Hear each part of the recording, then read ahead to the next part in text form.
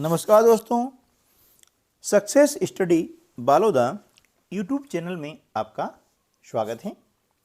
Bridge course के अंतर्गत आज हम कक्षा 8 विषय हिंदी का लर्निंग आउटकम H 710 के अंतर्गत जो प्रकरण हमारा है अलंकार, उसकी वर्कशीट नंबर 2 पर कार्य करेंगे और उसको समझने का प्रयास करेंगे। इसके पहले पिछले वीडियो में आपने अलंकार क्या होता है, उसके भेद कितने होते हैं, उनकी पहचान क्या होती है, यह आपने पढ़ा और उस पर आधारित वर्कशीट नंबर 1 को हल किया। आज हम हल करेंगे वर्कशीट नंबर 2। यहाँ पर आपको दिए गए हैं दोहे। इन दोहों को पढ़ करके नीचे जो प्रश्न हैं उसके उत्तर हमें देना है। तो चलिए हम इनका वाचन कर लेते हैं।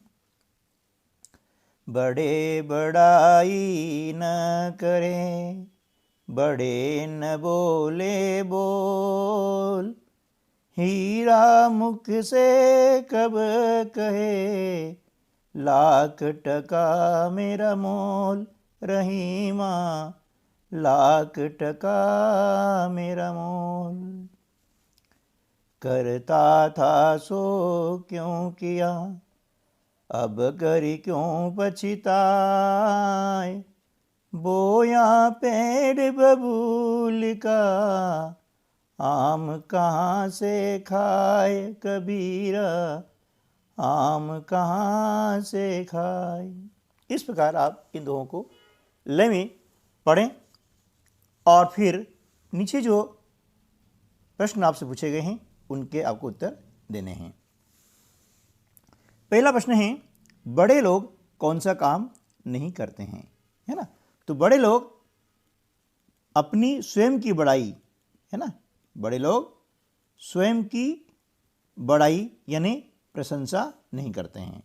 स्वयं की बड़ाई यानी प्रशंसा, है ना, नहीं करते हैं। ठीक है ना, ये काम बड़े लोग नहीं करते हैं। ठीक है। कौन अपना मूल्य स्वयं कभी नहीं बताता है। हीरा, है ना, या ना कि हीरा मुख से कब कहे, लाख टका मेरा मोल। हीरा कभी अपना मूल्य नहीं बताता है। ठीक है ना, ये हीरा हो गया। रहीम जी के दोहे में शब्दों के प्रारंभ में किन वर्णों की आवृत्ति 2 या 2 से अधिक बार हुई है। देखिए जी, ये रहीम जी का दोहा है। इसके शब्दों के प्रारंभ में ब वर्ण की आवृत्ति हुई है ना, ये ब।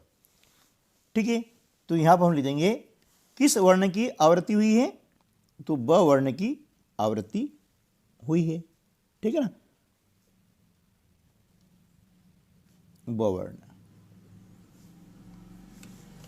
अगला जो प्रश्न है, कबीर के अनुसार बबूल का पेड़ बोने से क्या खाने को नहीं मिल सकता है। तो देखिए, बबूल का पेड़ बोने से आम खाने को नहीं मिल सकता है ना, तो ये कहा जाएगा आम।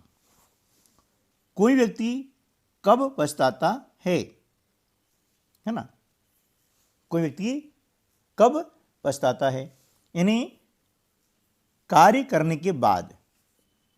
कब पछताता है, कोई भी कार्य करने के बाद, यानी कोई गलत कार्य करता है तो उस कार्य करने के बाद में वह पछताता है।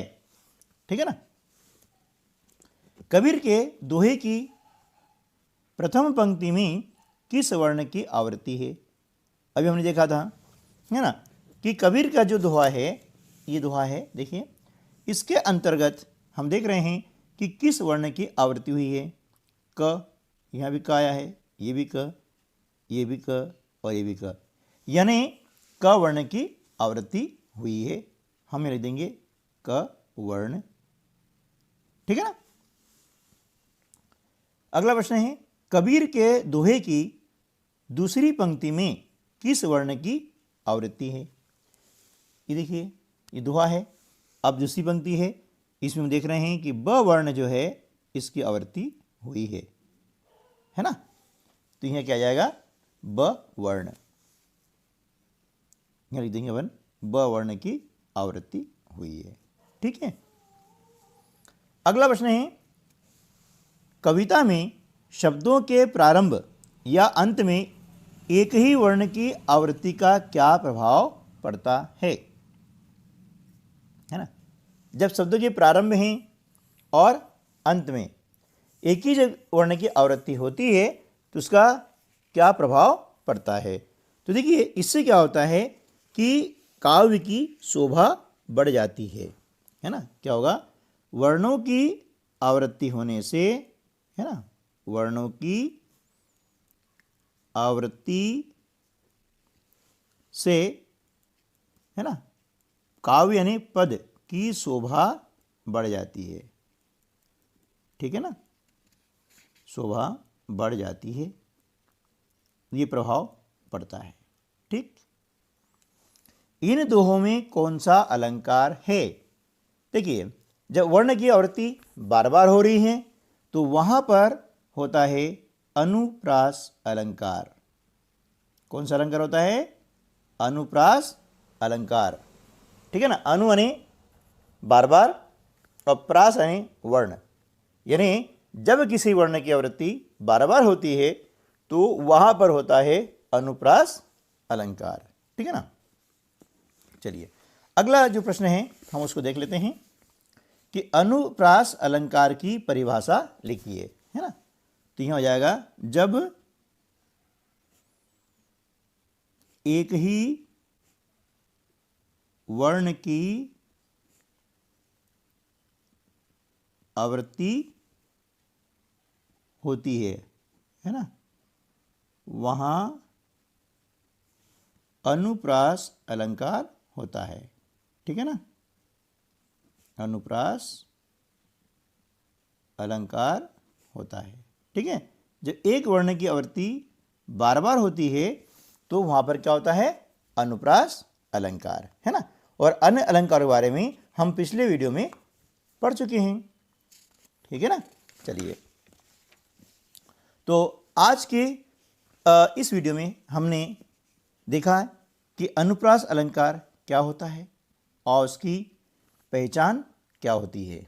यदि आप इसी प्रकार के अन्य हेल्पफुल वीडियो चाहते हैं तो इस चैनल को सब्सक्राइब कर लीजिए, वीडियो को लाइक कर दीजिए, और पहली बार यदि वीडियो पर अब आए हैं, चैनल पर आए हैं, तो चैनल को सब्सक्राइब कर दीजिए। मिलते हैं अगले वीडियो में, तब तक के लिए नमस्कार, जय हिंद।